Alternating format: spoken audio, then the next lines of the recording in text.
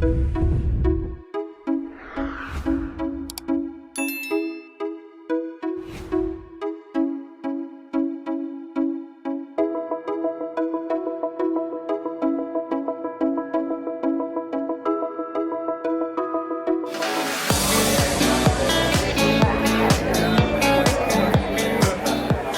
like to thank everybody for coming. This is a great event.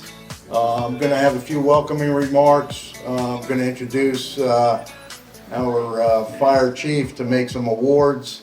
And I learned a long time ago not to stand between food and folks that want to get to eat. So we'll make this quick. Want to thank everybody. The July 4th event was an awesome event. Every year we put on a great show. So we have our sponsors here. We have many volunteers that helped us staff all the different events.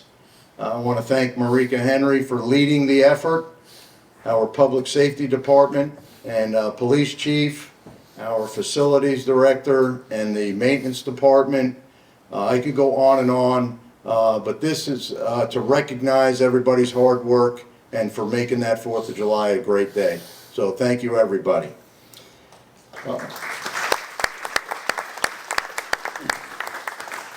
I'd like to welcome Congressman Good. He is here to celebrate with us. We had some life-saving events, which is just a miracle and awesome. And as I indicated, our fire chief will be up here shortly. But we had a car drive into the lake, and we had a life-saving event with lifeguards and some residents and some staff involved there. We had a toddler on beach 3 that was resuscitated with CPR. We lucky to have a nurse on beach 3 at the time, and Sarah Young is here with her mom and daughter. And so it's just awesome. We're going to recognize everybody. Before I introduce Richie Constantino, who does not need an introduction, I wanted to just emphasize our first responders in general. David Wells and his team, both police and security, works very closely with Fluvanna County Sheriff's Office. Our Lake Monticello Volunteer Fire and Rescue Squad, we have our water chief, John Lai, who is here, who actually had a bit of a scare, but they came to the lake. We had a boat that was abandoned. We thought we had folks in the water. Turned out somebody anchored the boat, had an orange flag, and they went off with friends. And so a little bit scary. Something's always happening here at Lake. There's never a dull moment. But so we thank the water rescue chief, the rescue chief, Eddie Shiflett, and his team. And with that, the fire chief, Richie Constantino. I want to thank everybody, all the first responders, but I'd like to introduce Richie to come on up here and present some awards.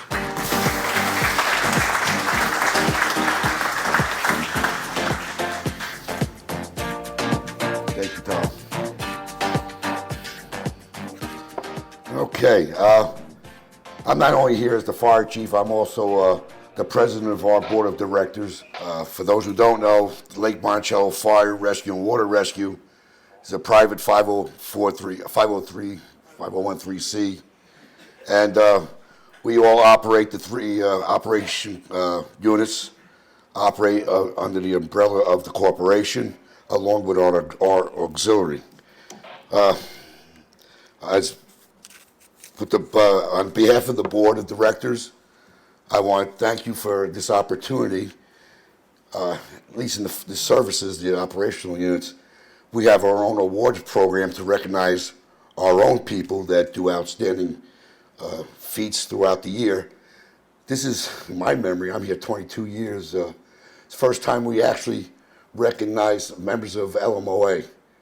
And such, I just got to say, all the years I've been here, this is the best relationship that Lake Monticello Fire and Rescue's had with the Lake Monticello Owners Association.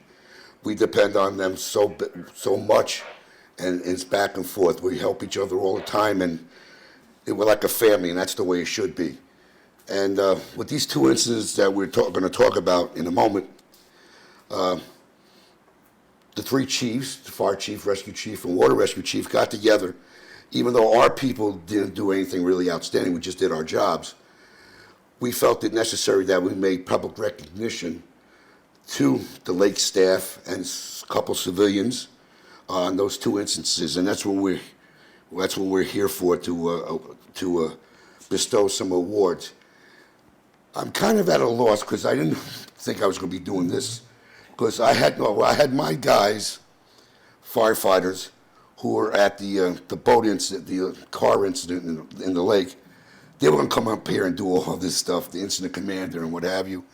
But unfortunately, they're out on a fire. So hopefully they'll be sneaking in a moment. Knowing my guys, they're probably here in time just to eat. So all the award winners, I just want to give my personal congratulations and thanks, because without your courage and your efforts, that woman would have been in that water, under the water for quite a while longer. And the quick actions that you've done really saved a life, and you should be proud of yourself. Likewise, Miss Young on Beach 3 on August, I guess, July 2nd or July 4th as well. So we're here to recognize those people as well. I just want to mention the names of the fire and water rescue people who were at the scene at the main beach here. I had Captain Dana Campbell, Lieutenant Jordan Thacker, who was the incident commander. Unfortunately, I was in an important meeting, so I wasn't able to get away. Lieutenant Perry Campbell, firefighter paramedic Steve Elliott, firefighter John Carrier, firefighter Josh Elliott, firefighter Jamie Parkinson, and firefighter Tim Hodge. That was the fire crew that was there. The water rescue crew that was there was Chief John Lai, Mike Hinton, and Jeff Spinello. I'm going to ask Chief Lai to help me here. So I'm going to read the public announcement that Steve Elliott wrote regarding this, but I'd like to say, first of all, before I start, to do what you're trained to do when you're terrified is a definition of a hero. So congratulations to those of you that did that. On Thursday, July 6th at 09:49 hours, units from Lake Monticello Fire Department, Rescue Squad and Water Rescue, along with the Lake Monticello Public Safety Department, Fluvanna Sheriff's Office, were dispatched to respond to 35 Edgewater Drive at the Lake Monticello Pool. The initial dispatch information indicated that a car had driven through the Lake Monticello Pool deck, down across Beach 1 and into the lake. Additional information indicated there was one patient still inside the vehicle, unable to self-extricate. Additional units from the Palmyra Fire Department and Fluvanna County Department of Emergency Services, EMS, were headed to the response. Prior to the arrival of these first emergency responders, lifeguards from the Lake Monticello Pool, members of the Lake Monticello maintenance staff, and several private citizens entered the water in an attempt to rescue the patient still trapped in the submerging vehicle. Lifeguards were able to access and remove the patient from the car, and with the help of the others were able to bring the conscious patient to the shore of Beach 1. Diver Mike Hinton, who is here today, from the Lake Monticello Water Rescue Team, performed a free dive and checked the vehicle and confirmed there were no further occupants in the vehicle. The patient was assessed by the fire rescue EMS providers, removed from the beach, and care was turned over to the Fluvanna County Department of Emergency Services Medic 48. The patient was transported to the hospital in a stable condition. The vehicle was recovered by Wagner's Towing Service with the assistance of the Lake Monticello Water Rescue Team.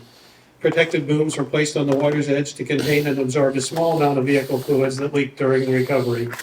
It must be noted that the quick actions of the Lake Monticello lifeguards, maintenance staff, and several private citizens in accessing and removing the patient from the sinking vehicle clearly saved the entrapped patient's life. Without their quick and decisive actions, this incident would have had a much more tragic outcome. So, a round of applause for the lifeguards.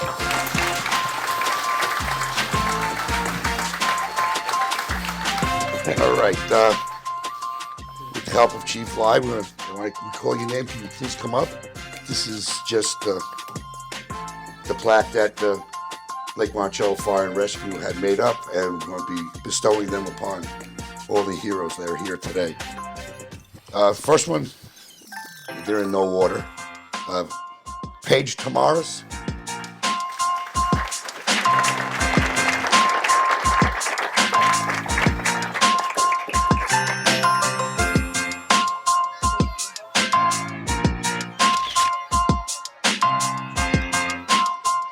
Next, we'd like to recognize Zach Cutler.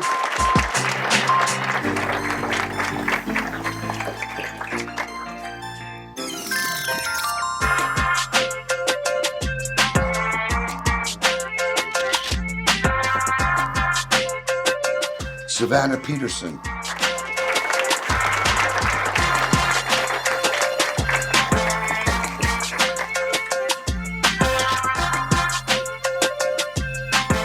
Next one up is Mark Post.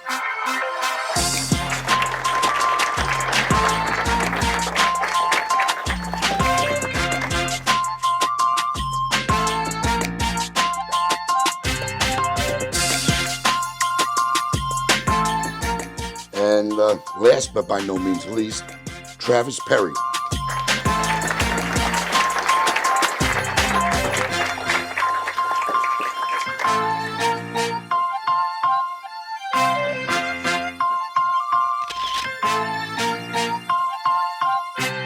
Again, I'd like to echo Chief Lai's comments that you folks are truly heroes. Let me tell you. And if you want to join Fire and Rescue, we got applications. We'd be more than happy to recruit. Absolutely. Lastly, we got on the list. It's an incident on July 4th, approximately 3 p.m. in the afternoon. Fire and Rescue were dispatched to a report of a child not breathing, unknown if he was drowned at Beach 3. Before the arrival of rescue and fire personnel, the civilian Sarah Young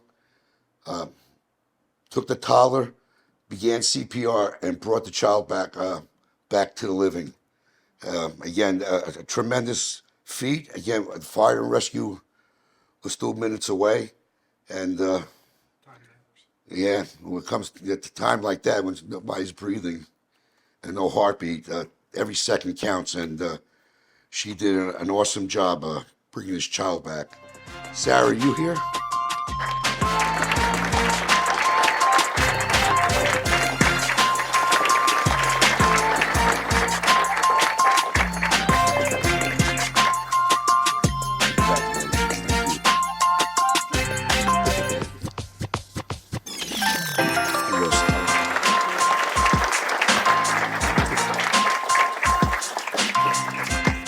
Again, on behalf of the corporation and all the members of Fire and Rescue, I want to thank everybody for today. And this may sound crazy, but I like to do this more often, if you know what I mean. Get together socially, not to recognize people, well, if they do something brave, obviously. But it's great to know that we're part of the family, Fire and Rescue, and we are a family. And thank you very much for your time.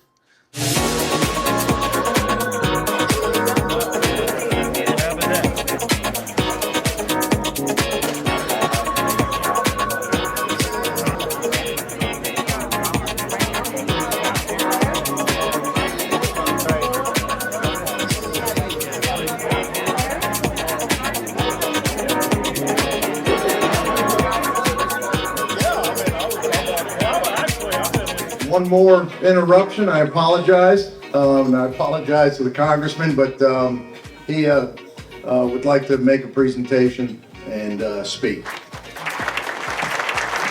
Thank you, Tom. I appreciate it. It's my privilege to be back at Lake Monticello. Spent a lot of time in Savannah County over the last 3 or 4 years, and here at Lake Monticello. And I've been here many times for events and meetings and things, but never for something as exciting or as special as what we're doing today.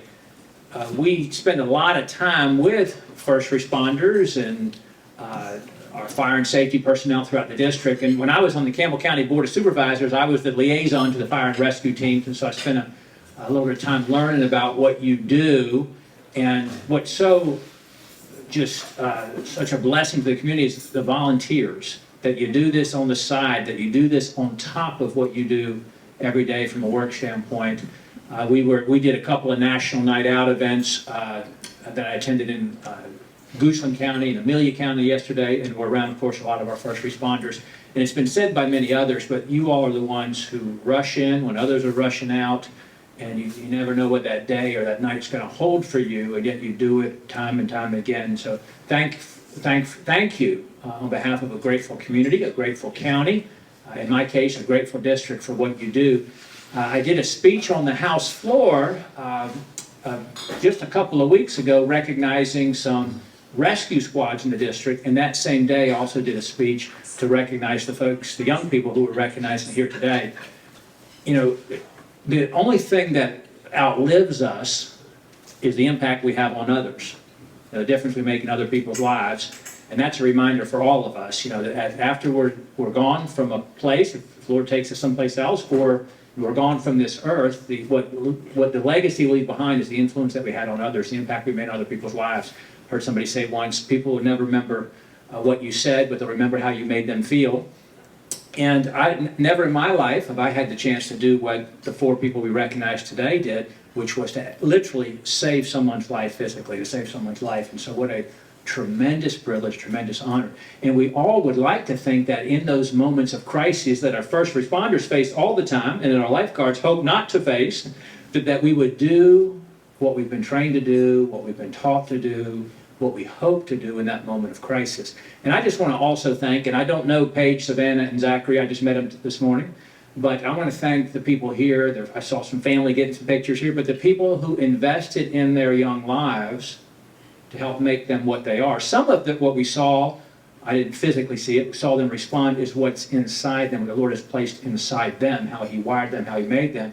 But a lot of it also is those coaches, those leaders, those teachers, those parents, those family members who've invested in them, so they would be the kind of young people that we're recognizing today who responded in a moment of crisis. I talk a lot about courage in Washington.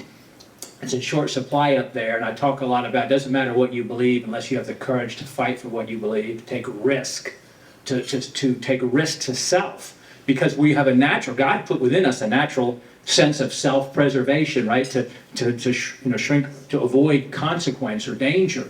But folks like these lifeguards and our first responders today, they assume that risk and they show that courage, real courage, in the face of physical danger. So, but if I can just get Zachary and Savannah and Paige to come up. I know y'all ate pizza here, but what I've got for you is a copy of the official congressional record, which I won't read for you this morning, or because you guys, the chief did a great job explaining what happened, but this is the official congressional record, which is as permanent or as anything is in this world, where it's written in the congressional record congratulating and recognizing. I did a speech on the House floor because of team members like Chris who made me aware of what you guys had done, and so we wanted to commemorate that with a speech on the floor and then also the official congressional record.